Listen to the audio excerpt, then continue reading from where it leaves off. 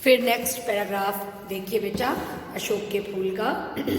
मैं जब अशोक के लाल स्तवकों को देखता हूँ तो मुझे वह पुराना वातावरण प्रत्यक्ष दिखाई दे जाता है। राजघरानों में साधारणतः रानी ही अपने सुनूपुर चरणों के आघात से इस रहस्यमय वृक्ष को पुष्पित किया करती थीं। कभी कभी रानी अपने स्थान पर किसी अन्य सुंदरी को नियुक्त कर दिया करती थी। कोमल हाथों में अशोक पल्लवों का कोमलतर गुच्छा आया। अलग तक से रंजित नूपुरमय चरणों के मृदु आघात से अशोक का पाद देश आहत हुआ। नीचे हल्की रुंझुन और ऊपर लाल फूलों का उल्लास। किसलयों और कुसुम स्तवकों की मनोहर छाया के नीचे स्फटिक के आसन पर अपने प्रिय को बैठाकर सुंदरियां अबीर, कुमकुम, चंदन और पुष्प संभार से पहले कंदर्प देवता की पूजा करती थीं और बाद में सुकुमार भंगिमा से पति के चरणों पर वसंत पुष्पों की अंजलि बिखेर देती थीं। मैं सचमुच इस उत्सव को मादक मानता हूँ। अशोक के स्तवकों में वह मादकता आज भी है, पर पूछता कौन है कि इन फूलों के साथ क्या मामूली स्मृति जुड़ी है। भारतवर्ष का स्वर्ण युग इस पुष्प के प्रत्येक दल में लहरा रहा है। तो ये पैराग्राफ एक तरह से जब आपको इंट्रोडक्शन में दे रही थी तब मैंने आपको बताया था। तो चलिए इसके बारे में हम थोड़ी बात करते हैं। ये एक इम्पॉर्टेंट बात इन्होंने यहाँ पर बताई है और इसका पहले आप प्रसंग लिखेंगे। इस पैराग्राफ का इम्पॉर्टेंट पैराग्राफ है ये भी।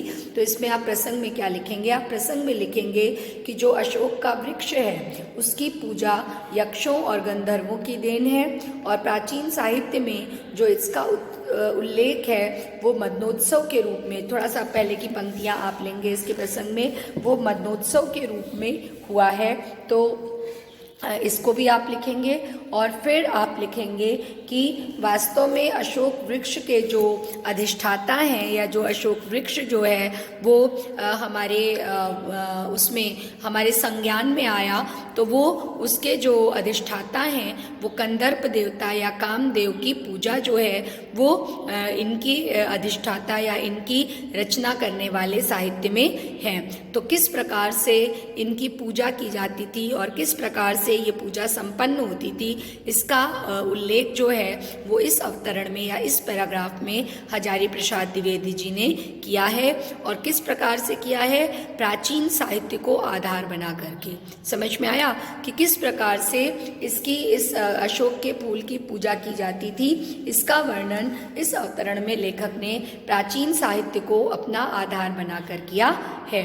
और फिर आप अर्थ लिखेंगे। एक बार मैं फिर से अर्थ बता रही हूँ कि लेखक यहाँ पर क्या कह रहे हैं। लेखक यहाँ पर कह रहे हैं कि जब जब भी वो लेखक अशोक वृक्ष पर लाल लाल फूलों के गुच्छों को देखते हैं तो प्राचीन साहित्य में जो वर्णित मदनोत्सव है उसकी याद जो है वो उन्हें आ जाती है। और ये उत्सव वस्तुतः वास्तव में लाल लाल फूलों के गुच्छे देख करके उनके मन में ये याद आती है। और ये उत्सव वास्तव में कंदर्प देवता की या कामदेव की या मदन देवता की पूजा होती थी, कामदेव की पूजा होती थी, जिसका उल्लेख महाराजा भोज के सरस्वती कंठाभरण में भी मिलता है। इसको आप लिखेंगे। फिर आप ये बताएंगे कि जो राजघरानों में क्या लिखा है इसमें लिखा है कि जो राजघरानों की स्त्रियां होती थीं वो क्या करती थीं? कभी कभी रानी अपने स्थान पर कि राजघरानों में साधारणतः रानी ही अपने सुनूपुर चरणों के आघात से इस रहस्यमय वृक्ष को पुष्पित किया करती थी और कभी कभी रानी अपने स्थान पर किसी अन्य सुंदरी को नियुक्त कर दिया करती थी। कोमल हाथों में अशोक पल्लवों का कोमलतर गुच्छ आया। अलग तक से रंजित नूपुरमय चरणों के मृदु आघात से अशोक का पाद देश आहत हुआ। नीचे हल्की रुंझुन और ऊपर लाल फूलों का उल्लास। किसलयों और कुसुम स्तवकों की मनोहर छाया के नीचे स्फटिक के आसन पर अपनी प्रिय को बैठाकर सुंदरियां अबीर, कुमकुम, चंदन और पुष्प संभार से पहले कंदर्प देवता की पूजा करती थीं और बाद में सुकुमार भंगिमा से पति के चरणों पर वसंत पुष्पों की अंजलि बिखेर देती थी। तो यहाँ पर वो क्या कह रहे हैं, 2 बार मैंने आपको इसलिए पढ़ा क्योंकि थोड़ा सा कठिन है ये। अब इसमें लेखक ये बता रहे हैं, अर्थ देखिए इसका। लेखक यहाँ ये कहना चाह रहे हैं कि जो राजघरानों की स्त्रियां थीं वो रानी ही अधिकतर अपने लाल आलता भरे लाल महावर या लाल आलता से भरे लाल महावर या लाल आलता से भरे नूपुर वाले चरणों के आघात से अशोक के वृक्ष को अधिकांशतः पुष्पित किया करती थीं और कभी कभी अपने स्थान पर वो किसी अन्य सुंदर स्त्री को नियुक्त करके यह सौभाग्य उसे प्रदान करती थीं, क्योंकि एक बहुत बड़ी रस्म होती थी उस समय की। एक जैसे आजकल के रिचुअल्स हैं कि हम लोग फास्ट रखते हैं और सजते संवरते हैं, पूजा करते हैं, तो उसी तरह से उस समय का ये एक बहुत महान रीति रिवाज था, बहुत महान रिचुअल था जिसकी अपनी एक इम्पोर्टेंस थी। तो होता क्या था उसमें कि रानी या सुंदरी के हाथों में अशोक के जो सुकुमार पल्लव होते थे उनका गुच्छा होता था और महावर से रंगे पैर होते थे जिनमें की पायल होती थी, पायल में घुंघरू होते थे और उन पैरों के मृदु प्रहार से अशोक के पाद देश अर्थात नीचे के भाग में प्रहार किया जाता था, नीचे के भाग को आहत किया जाता था और ऊपर जो है वो लाल फूल खिलने लगते थे। कोमल पल्लव अर्थात पंखुड़ियाँ और जो लाल फूल हैं उनकी मन को हरने वाली छाया के नीचे क्या होता था, श्वेत स्फटिक शिला पर, श्वेत रंग की सफ़ेद रंग की स्फटिक की शिला पर वो अपने प्रिय पति को बैठाती थीं और सुंदरियाँ क्या करती थीं, सुंदरियाँ अबीर, कुमकुम, चंदन और फूलों से किससे अबीर, कुमकुम, चंदन और फूलों से पहले वे कामदेव की पूजा करती थीं और बाद में बहुत मादकता से वे अपने पति को देखती थीं और पति की ओर देख करके वे इन अशोक के फूलों को अपने पति के चरणों पर बिखेर देती थीं। और फिर वो कहते हैं कि सचमुच ही वो कहते हैं कि मैं सचमुच इस उत्सव को मादक मानता हूँ। अशोक के स्तवकों में वह मादकता आज भी है कि वो ये कहते हैं कि मैं सचमुच में उन स्तवकों को, लेखक कहते हैं कि मैं ये मानता हूँ कि सच में वो बहुत ही उत्सव जो है वो अत्यंत मादक रहा होगा, नशे से अत्यंत मादकता से भरा होगा और अशोक के लाल स्तवकों में वो मादकता तो आज भी विद्यमान है। वास्तव में अगर हम लाल अशोक के स्तवकों को देखें तो वो मादकता तो आज भी विद्यमान है, लेकिन आज उसे पूछता कौन है। इन फूलों के साथ कितनी बहुमूल्य यादें जुड़ी हुई हैं और भारत का जो स्वर्ण युग है वो इस पुष्प के प्रत्येक दल में अर्थात इस पुष्प की प्रत्येक पंखुड़ी में लहराता हुआ दिख रहा है। लास्ट की लाइनों में वो क्या कह रहे हैं, लेखक क्या कहते हैं कि इन फूलों के साथ कितनी बहुमूल्य यादें जुड़ी हुई हैं और भारत का जो स्वर्ण युग है वो इस पुष्प के प्रत्येक दल में लहराता हुआ दिख रहा है। तो इसमें पहले हम यहाँ तक के पैराग्राफ की काव्यगत विशेषताएं देखेंगे। तो इसमें सबसे पहले तो आप ये लिखेंगे कि इसमें मदनोत्सव का जिक्र है। ये पैराग्राफ मान लीजिए व्याख्या के लिए आता है, तो इसमें मदनोत्सव का जिक्र है, ये आप सबसे पहले बताएंगे। और जो महाराजा भोज हैं उनके द्वारा रचित जो सरस्वती कंठाभरण है उसमें कालिदास के द्वारा रचित मालविकाग्नि मित्र में और श्रीहर्ष के द्वारा रचित रत्नावली में इसका वर्णन है और बहुत ही सुंदर और मनोहारी वर्णन है, ये आप बताएंगे। फिर आप इसमें एक चीज़ और भी बता सकते हैं कि जो हजारी प्रसाद द्विवेदी जी थे ना, वो संस्कृत साहित्य के बहुत अध्येता थे, मतलब संस्कृत साहित्य के बहुत ही बड़े साहित्यकार और विद्वान थे, उसके ज्ञानी थे वो।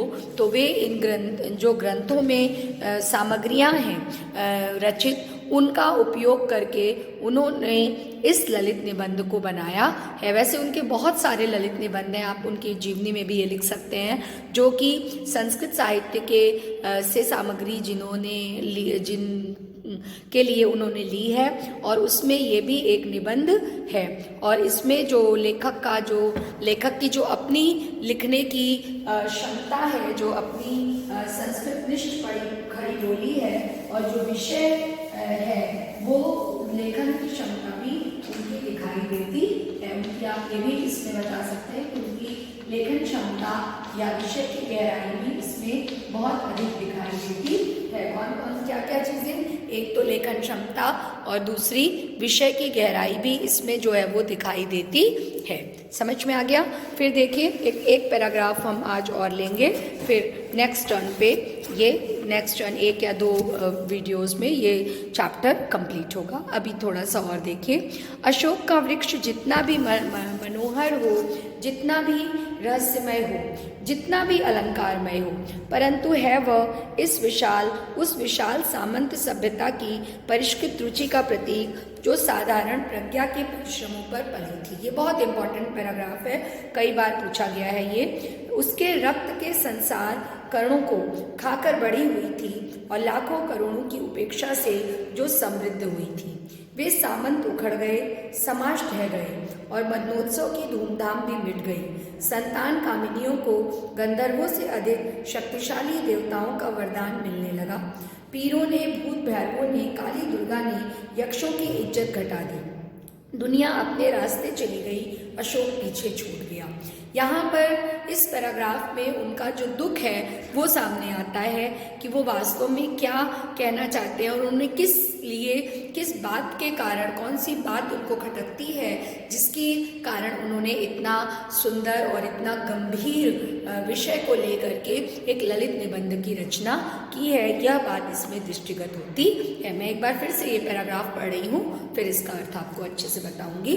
अशोक का वृक्ष जितना भी मनोहर हो, जितना भी रहस्यमय हो, जितना भी अलंकारमय हो, परंतु है वह उस विशाल सामंत सभ्यता की परिष्कृत रुचि का प्रतीक, जो साधारण प्रजा के परिश्रमों पर पली थी।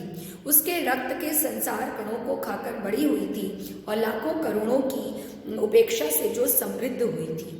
वे सामंत उखड़ गए, समाज ढह गए, और मदनोत्सव की धूमधाम भी मिट गई। संतान कामिनियों को गंधर्वों से अधिक शक्तिशाली देवताओं का वरदान मिलने लगा। पीरों ने, भूत भैरवों ने, काली दुर्गा ने यक्षों की इज्जत घटा दी।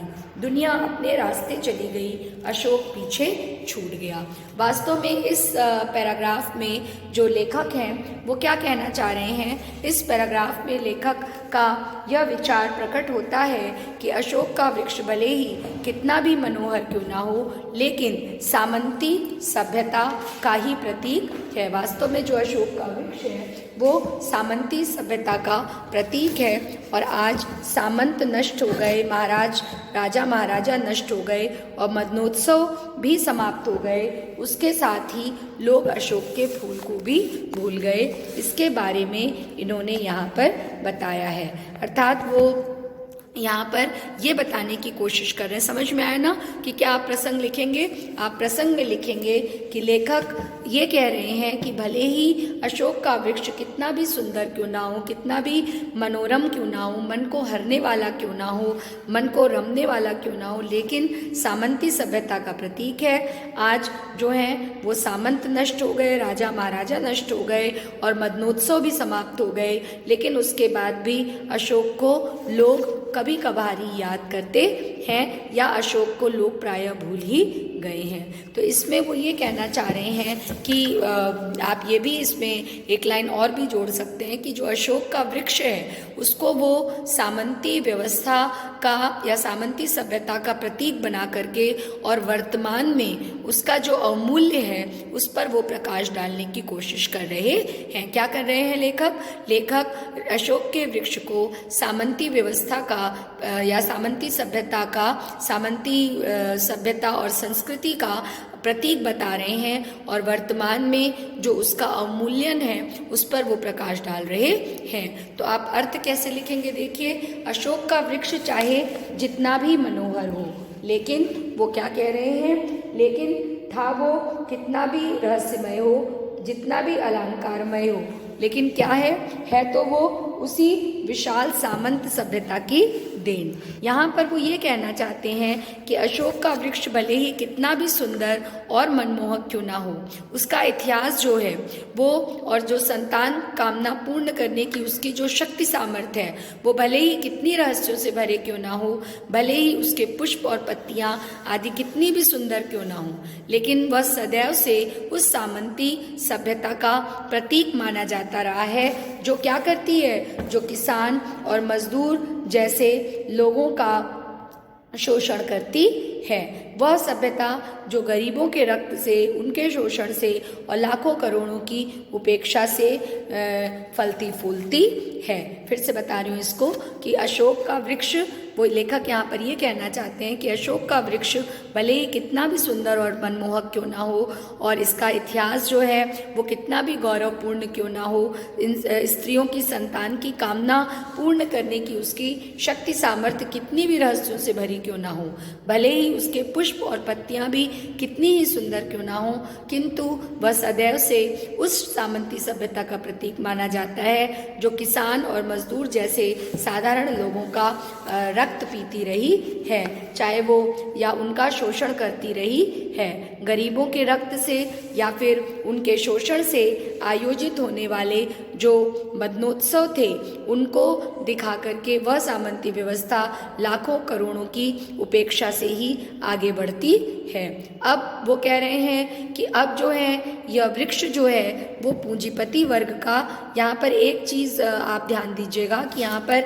एक अर्थ और भी इसका निकल करके आ रहा है कि अब कि ये जो अशोक का वृक्ष है वो यहाँ पर पूंजीपति वर्ग का प्रतिनिधित्व कर रहा है, जो सदैव जो आम साधारण जनता है उनका खून चूस करके फल फूल रहा है।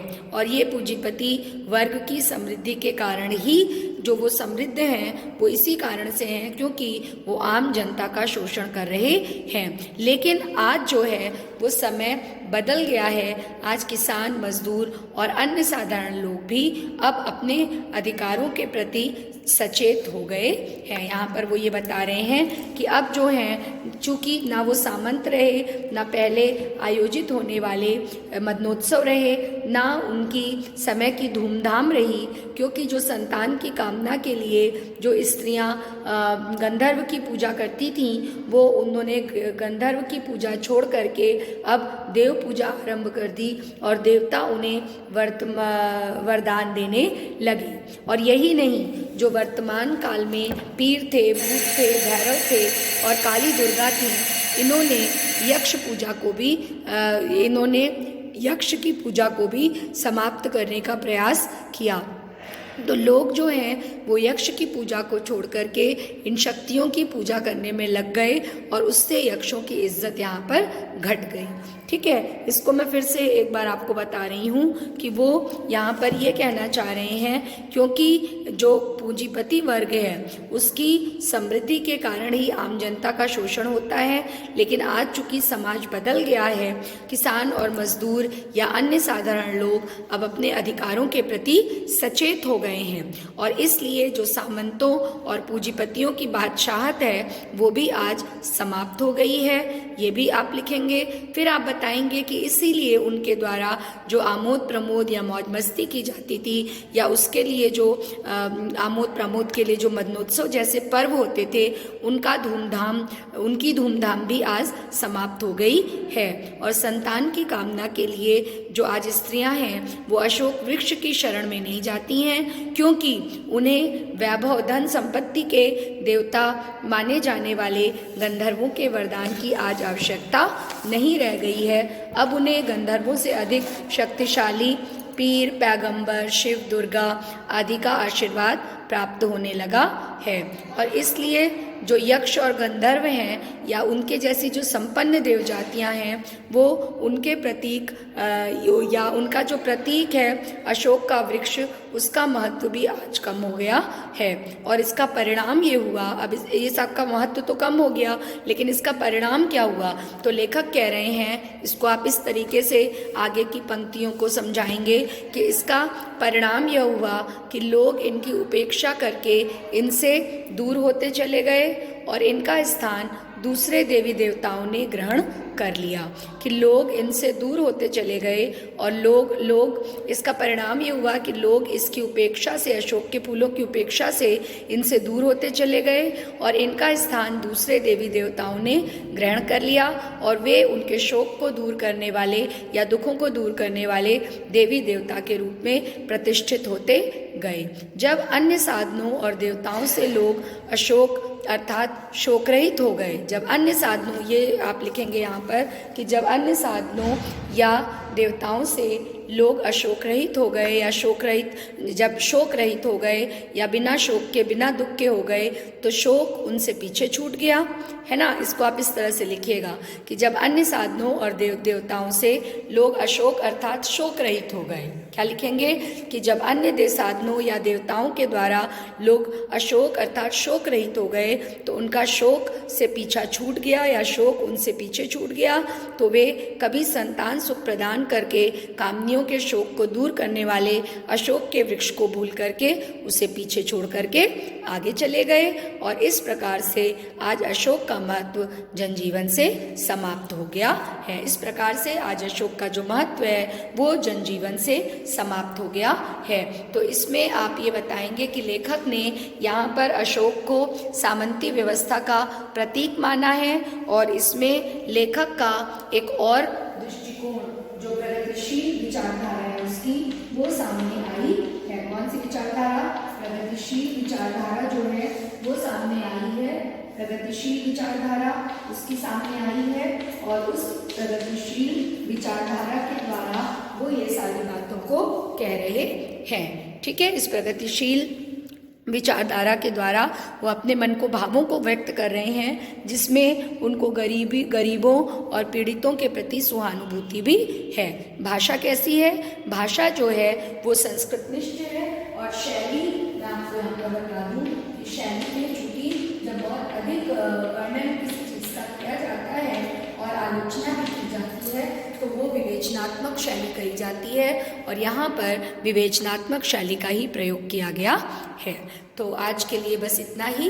आप इन 3 से 4 पैराग्राफ, आप कभी कभी ये 3 पैराग्राफ 4 पैराग्राफ में छोटे छोटे आते हैं और कभी 3 पैराग्राफ में, तो आज मैंने आपको जितना भी पढ़ाया है इसको आप मेरे साथ फिर से ये वीडियो देखिए, इसको पढ़िए, क्योंकि मैं आपको बार बार शुरू से कहते आ रही हूँ कि ये एक बोर्ड की दृष्टि से इम्पॉर्टेंट चैप्टर है। ठीक है, बाकी बच्चा चैप्टर भी आप पढ़िए जो मैं आपको अपने नेक्स्ट वीडियो में प्रस्तुत करूँगी। तब तक के लिए God bless you, thank you.